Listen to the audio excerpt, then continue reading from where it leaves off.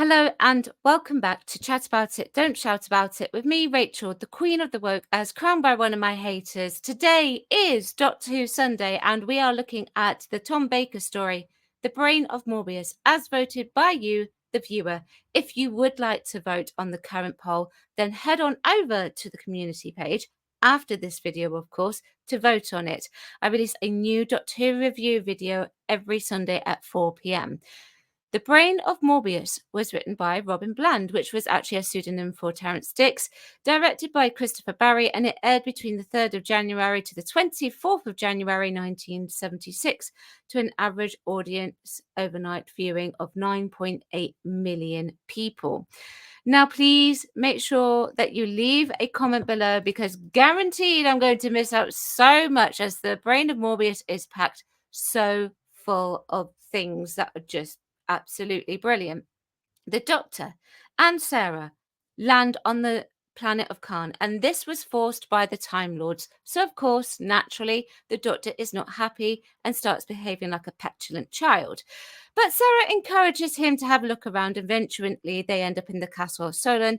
They soon discover that Solon is trying to revive Morbius, who is a dead Time Lord, who is a criminal.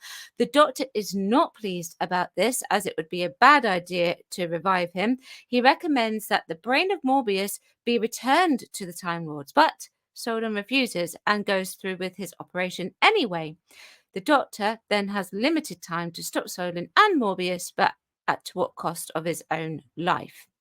Immediately, straight off the bat, this one is very Mary Shelley.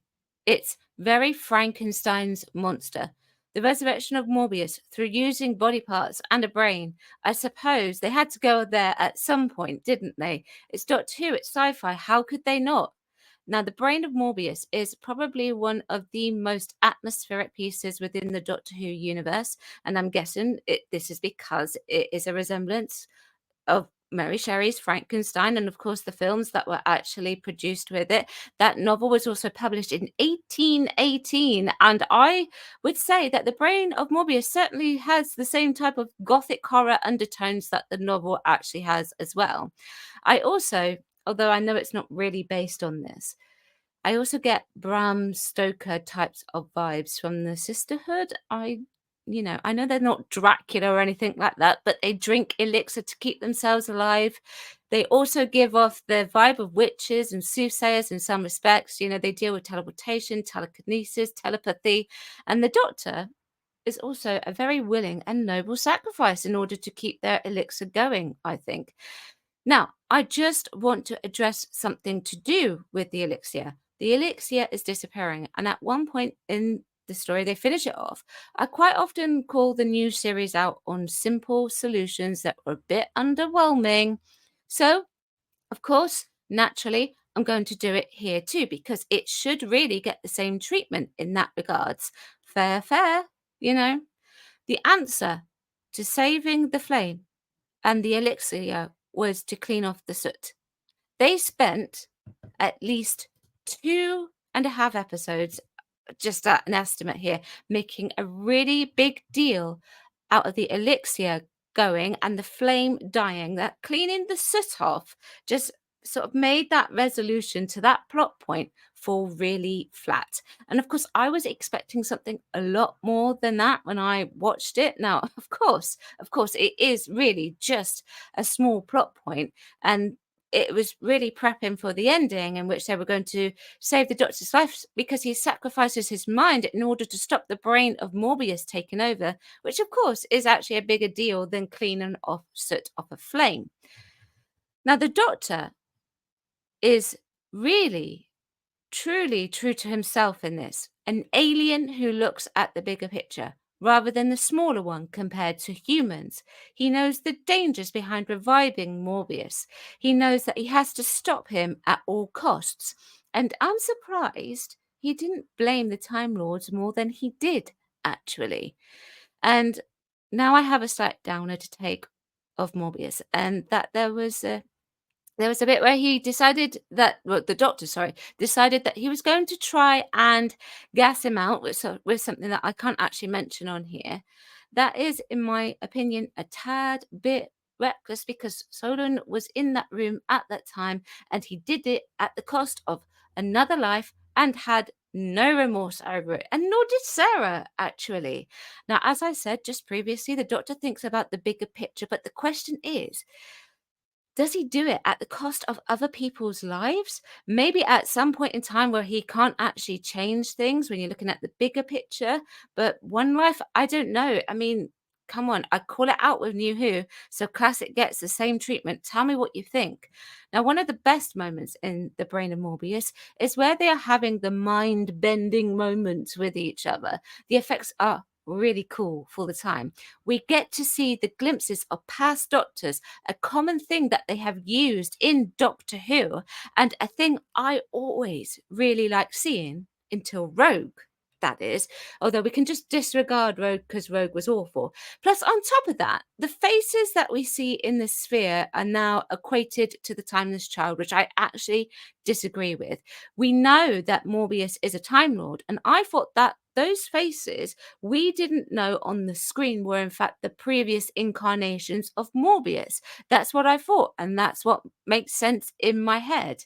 So I don't know why people nowadays try and equate that to the Timeless Child, because we've got two Time Lords facing off against each other. So it would make sense to have the past Doctor images and then past Morbius images, right? Well, to me, that's what it would say. Now, the Doctor's mind gets absolutely 100% fried. So he gets taken off to the Sisterhood, and the sisters finish off Morbius themselves.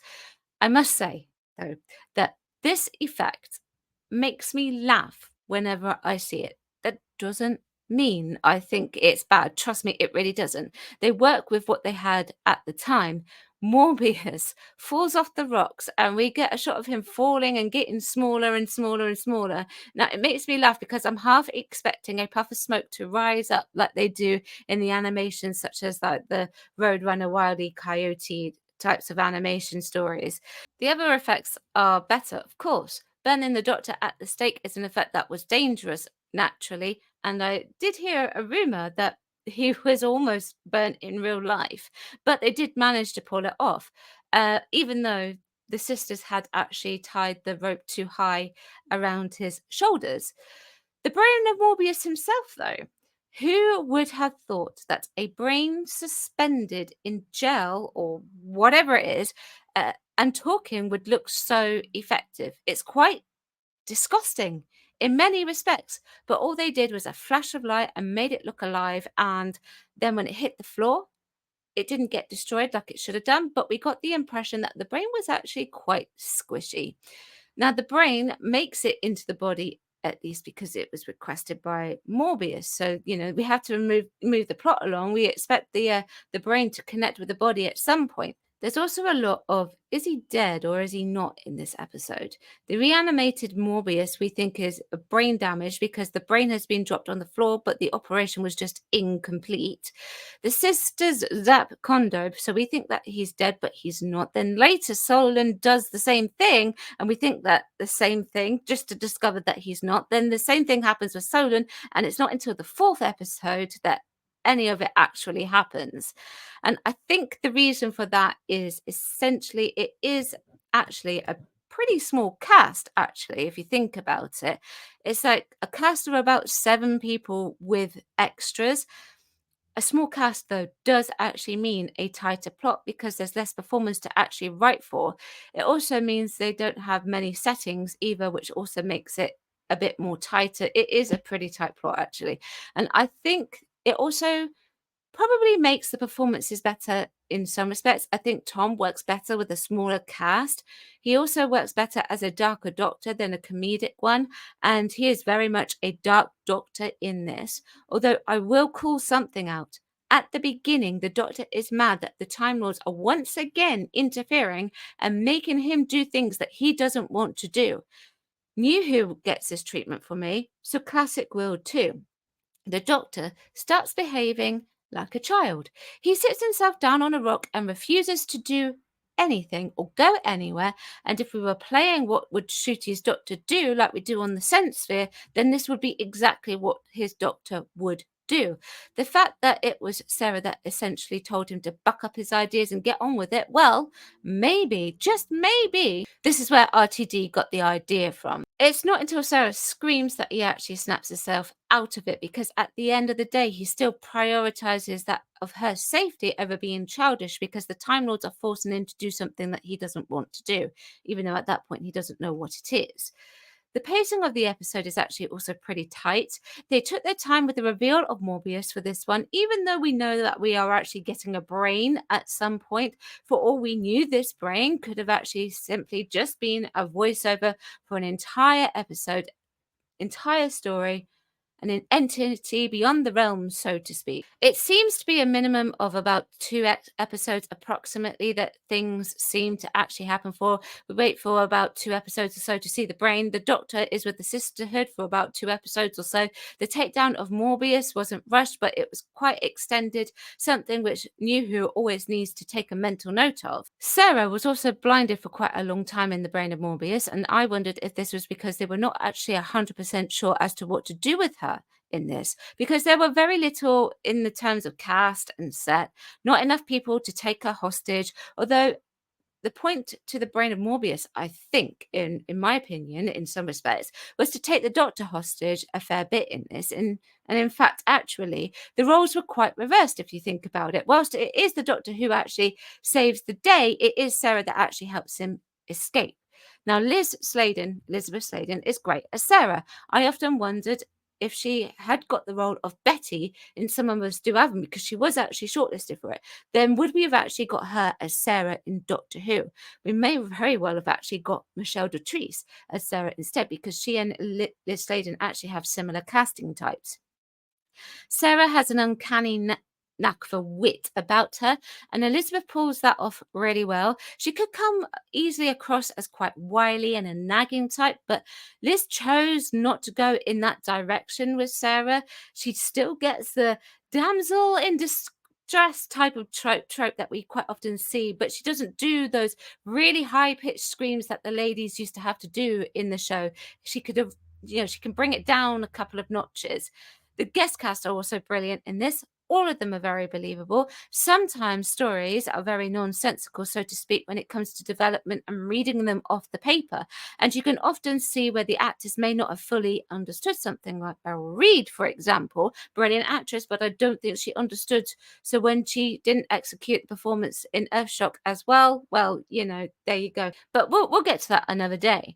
Now, this story could have easily been something completely nonsensical, but because it was the elements of the crazy scientist and crazy doctor resurrecting a body in the style of Mary Shelley, I think the actors could actually relate to it. It's also not overcomplicated, which makes science fiction stories mixed with gothic horror. They always run the risk of doing that. That's what I was trying to say there. It didn't quite come out clearly, but that's what I was trying to say. One thing that can really help actors is costume. Now, to an untrained eye, that probably doesn't actually sound pretty remarkable, but trust me, it actually is. Sometimes you can get a character and you can method act it out. You can ask all these questions and you can do all the right things for building a character, but you still can't fully commit to it because you feel like something is missing. I've been in that situation once, maybe twice. Directors pointed it out to me. However, once you get that costume on, it's like something clicks and you know exactly where you're going to go with it. And that has also happened to me. And the director in the past has actually pointed that out to me as well. And believe it or not, that's what happened to Tim Curry, random fact, with Frankenfurter in the Rocky Horror Show. Now, with something like the Sisterhood of Khan, I feel like this could easily happen. As an actress myself, I would actually feel a bit silly and struggling to work out what I would actually be doing with the characters until that costume and makeup was on. And then I would be able to fully commit because I would know the direction that I'd want to take it in. Now, I'm not saying that this is what was going on here. Trust me, I'm really not saying that. I'm just making an observation because those costumes are absolutely beautiful. Those actresses who played the Sisterhood of Khan, I think, really like their costumes and makeup. You can actually tell because they sort of whip them around and use them as well, and they've worked it into their characters and they sell it. Now, overall, I don't think that this story is rushed. It's a very dark gothic horror story that I imagine would have very well given some children and teenagers some pretty horrific nightmares. Now, what did you think of this story? Leave your comments below. Be sure to check out the current poll on the community page. Remember to chat about it, don't shout about it. Like and subscribe. If you're just here for Doctor Who, then I will see you next Sunday at 4 p.m. And if you're here for everything else, then I'll see you tomorrow at 4 p.m. And actually, you won't want to miss tomorrow's video. It is a stonker. Thanks for watching. Bye-bye.